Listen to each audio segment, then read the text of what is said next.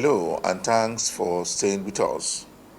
Customs impound arms and ammunition in Kebbi State.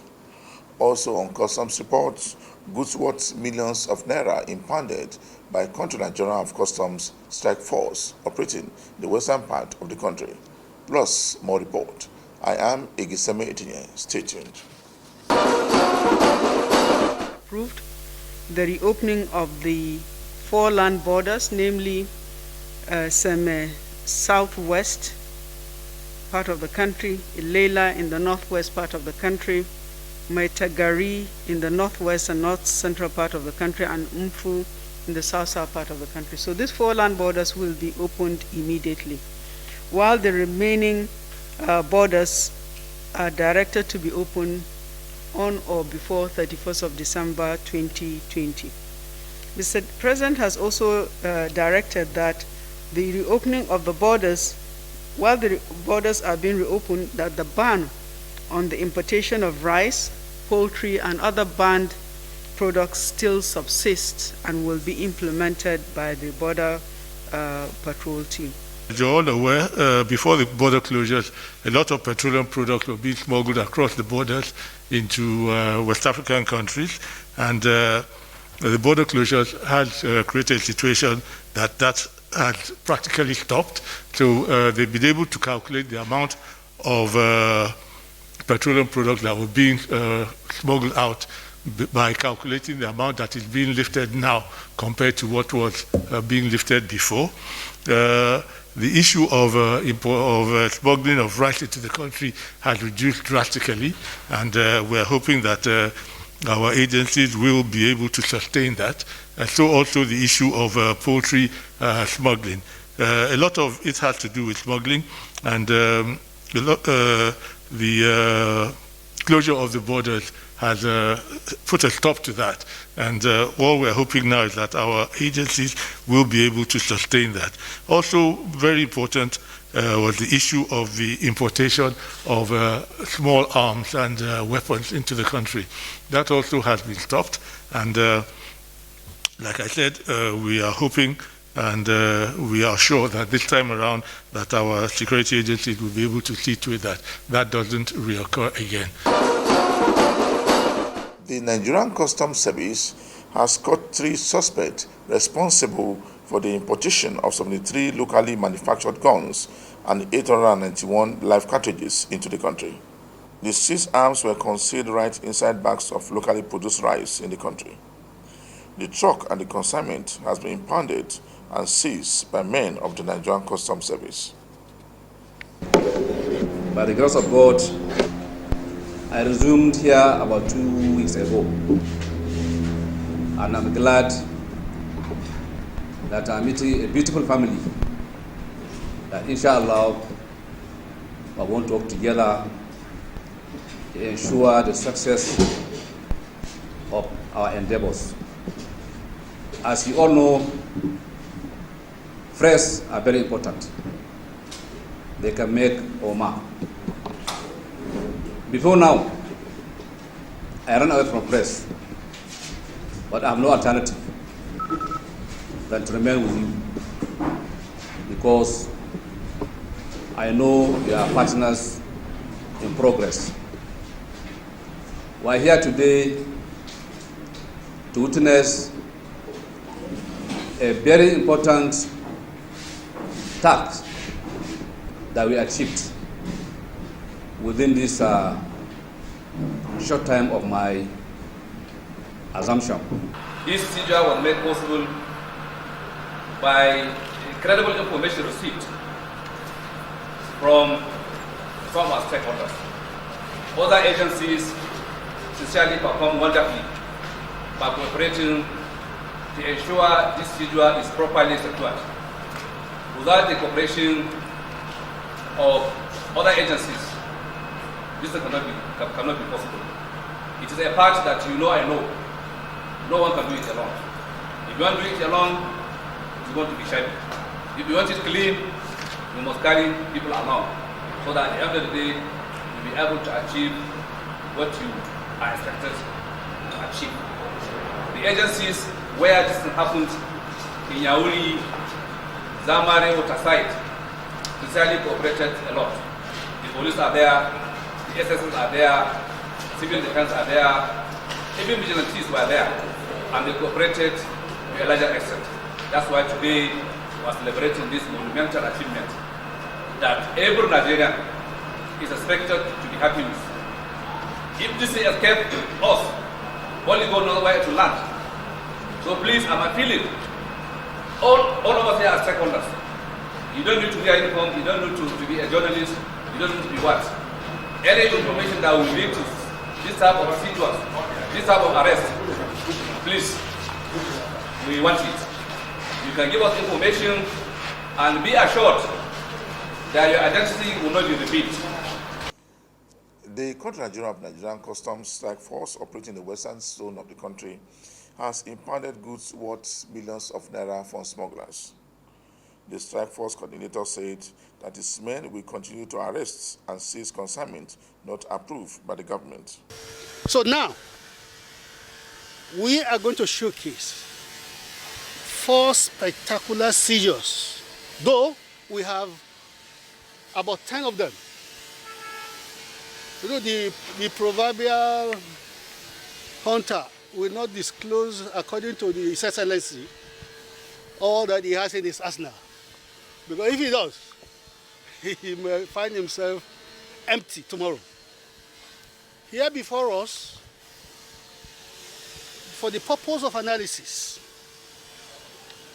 we, since January up to date, Strike Force have been able to generate, through our intervention, both, that is the ICT, over 2 billion naira from DL waste.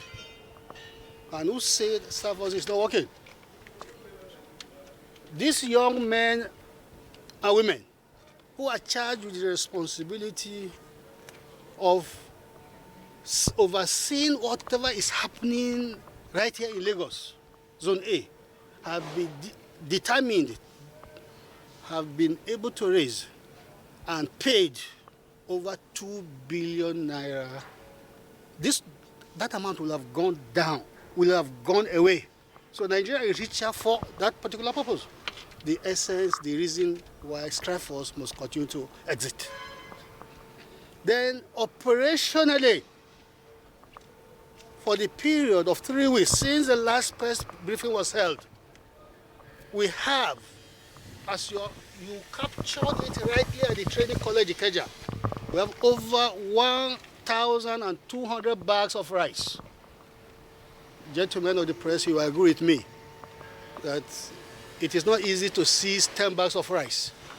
From the current climate since the NSAS protest, when most youths have gone haywire by attacking operatives of government. And this feat is without prejudice to the lives of my officers. We did not record any single calamity. That's very important, because what does a life of an officer worth?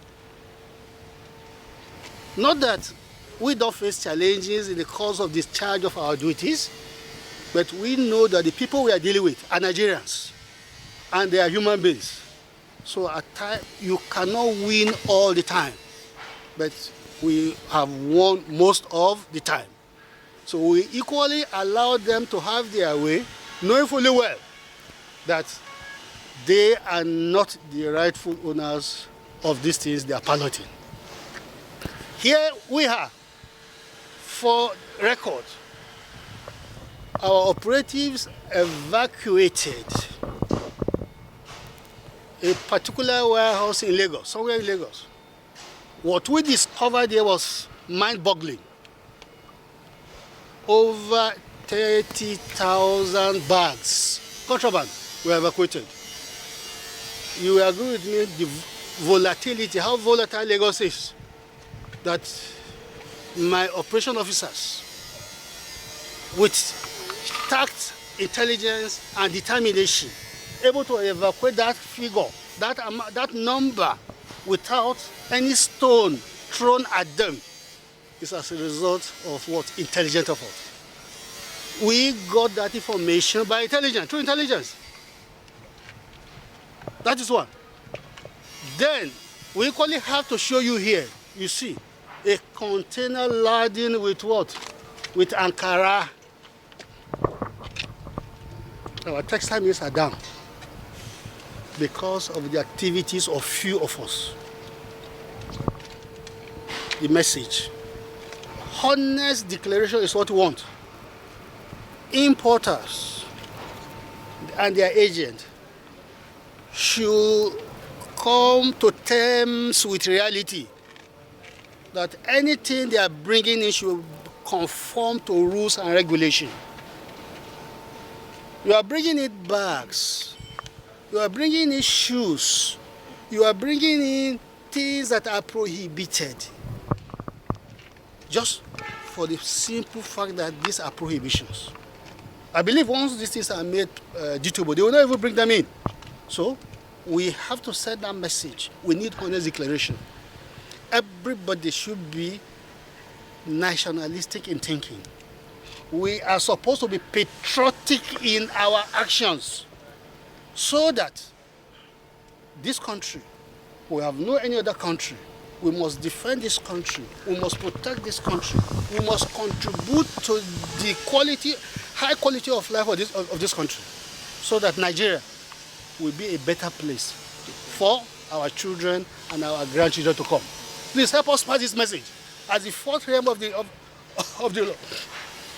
Pass this message that we are all Nigerians, they should reform, they should change, and let's be on the same page. Being that as it may, if they still insist on doing their nefarious activities, we are public servants. We are going to use both intelligence, physical, and the manpower we have to ensure that we checkmate them until we are done with this assignment. What I mean by assignment, even the entire appointment to serve is 35 years or 60 years, the case may be. Until we leave this service, we continue to protect the borders of this country. We are determined, we are encouraged, and we are mobilized. You are watching the program Customs Report. We continue with the views of two stakeholders in the maritime industry, the National President of ANACA and also the founder of NAGAV, on issues of ports and customs clearance at the port. The whole of these things you are investigating are human elements, and it's solvable. It's just who is there, and then the law. Aside from, let us try to, it's unfortunate that when you begin to talk about the port, you seem to have so much enemies. That's just one problem that you don't know how to go about. This thing I'm discussing with you now, if you hear all of them now, it's as good as Nebuchadnezzar has made so much enemy. But at 67 going to 70 years, if I have an enemy today, it's not early. It's not early, because I would rather think of our children, what they ought to be. You understand? But things are really not working. That's why I use the word system breakdown. So there must be a kind of presidential fear, state of emergency declared. Because this is the gateway of the nation's economy. Things are not working well. Look at our border, for instance. What are we discussing? We have shut down the border for almost 1 year. Why? What are the reasons? Because of our effectiveness. That's why we cannot man our border, and we shut it down, aside from the fact that Nigeria is a member of ECOWAS, African Union. So what is the essence? If there were issues of security, having bad neighbors and all that, or flout of, bilateral treaties and all that, then within reasonable time, those things are treated. So it's as good as let us now look at, do we still need to be in ECOWAS? If we are not going to be in ECOWAS, we'll get out of ECOWAS, and then we know what we're doing. We're doing a different thing completely. Do you know the volume of waste in this period? If you ask freight forwarders and importers what they lost include shutting down that border. You will not imagine. It's unbelievable. Just last week, two of NAGAF members, the chairman of NAGAF at Semeboda, told me he lost about 100 and something, 110 million. Monies he paid the importers. The money he couldn't transferring those containers to Apapa port or any of the ports. And the importers refused to pay because they have already signed contracts. That's one person. So, and we're talking about the economy of Nigeria. Things are not, our actions, our behavior, our attitudes is not favoring the economy. That's the truth. The truth of the matter is that federal governments, must say, has not done a very good job when it comes to road network, as it were, with the whole ports, Lagos seaports, even One seaports, even Calabar seaports, Warri seaports are actually having the difficulties of accessing the roads. Taking this from Lagos seaports, we have two major seaports in Lagos. One is Tinkan Island Port, another one is Apapa Port. These two ports have been experiencing for over 20 years, lack of road infrastructure. And federal government has not found it very necessary even to use rails to evacuate the containers to hinterlands. And today we have been talking about building the road, maintaining the road, and actually reconstructing the road for almost 20 years. Quote me, because I have been in Apapa for 32 years now. So for almost 20 years, federal government has been talking about building roads and maintaining the roads. Today, Apapa roads are very unmotorable. Even accessing the Tinkan, you must use, if you must go, you must use motorcycles, and you must use, or by trekking. And the containers are not forthcoming. Even the areas now, if you go to that place today, you find out that even the gully gutters they are trying to do there has been obstructing the transportations. They have blocked everywhere. So the issue is very, very, very bad. And this present time, everybody wants to take delivery of his goods or her goods. The whole place is actually not motorable. I've actually met MPA concerning about him, and we have discussed severally with other stakeholders that concerns. Minister of Transportation, the minister has been notified on this issue so that he will know exactly what we're going to do. It's a very, very serious issue in the ports today. When you actually throw a ball on the wall, it's going to react and by bouncing back, right? What you are seeing today is so much bottled anger, that frustrations and anger of what people are going through the port. The workers' union have actually said warning strike. We are actually saying we are going to follow them suit. But what we are trying to do is to bring in all the Freight Forwarders and Custom Brokers Association together. Tomorrow I'm meeting with NAGAF, and I'm going to meet RF. I'm going to meet some other associations so that we have a very holistic agreement on issues like this, and we will now bring down our services, because we can't continue like this. Honestly, it is very frustrating. You mean whether our revenues are actually increasing too? Yes. Yes, first of all, let me tell you that every single revenue the customs have generated emanates from a freight forwarder. I am a licensed customs agent. My declaration is what I have actually paid. Customs doesn't go to bank to pay. I pay. So customs is just all about making sure that what I did and in line with what I'm supposed to pay is agreeable. Then if that is the case, they now said, okay, and they captured you and they exist you. So we actually in line with all the payments. That's why sometimes people are agitating that we are actually revenue generators. In as much as people look at us as brokers, yes, but we generate the revenues too. So if custom is increasing on their revenue generation, automatically we are actually increasing. But let me tell you the caveat there. Most times, because government has given them a target, they tend to meet their target, and they tend to give some unnecessary demand notices. And at the time, you begin to find out that a goods that have been paid properly have been so strict again to have more revenue demand notices on that. And people are saying, you don't have to give me this demand notice because I have. The Apapa Customs Area Controller has been speaking on the visit of the House of Rep members in the port. So that with their visit, the Nigerian Port Authority, alongside the Nigerian Customs Service, will continue to generate more revenue for the country. So the issue is the technical committee of customs committee of the House of Reps came here on oversight functions. So as soon as they came, they want to know about budgeting, contracts, if any, and I've explained to them that the budgeting is not done here, it's done in the headquarters, and even contracts were given at the headquarters. So they mentioned, all of them asked questions about scanning.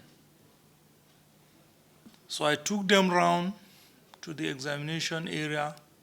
We went to the scanning site, and they were kind of shocked what they saw, that the scanning was not working. So I told them that the CGC has been trying for about 2-3 years to get the scanners working or get new ones. So luckily enough, the federal government, through the Executive Council, have approved that new scanners to be provided. So this is what transpired. Yes, they did, because in my address at the beginning of the meeting, I mentioned the revenue generated between January to November, the exact date they came, and I showed them the progress we made compared to January to November 2019. Then I presented our anti-smuggling efforts, the seizures made, and all that. So all of them were impressed with our performance. The seizure of drugs? Yes, I mentioned. I said we've seized about 300 and, I think 311 containers. Out of that, about 74 containers were drugs, tramadol, and other drugs that have not get certification from NAFDAC. Just before the end of this week edition of the program Custom Support, we brought you a report where guns were apprehended by the newly appointed controller in charge of Zone B in Kaduna. For me, Igeseme Etinye, thanks for watching.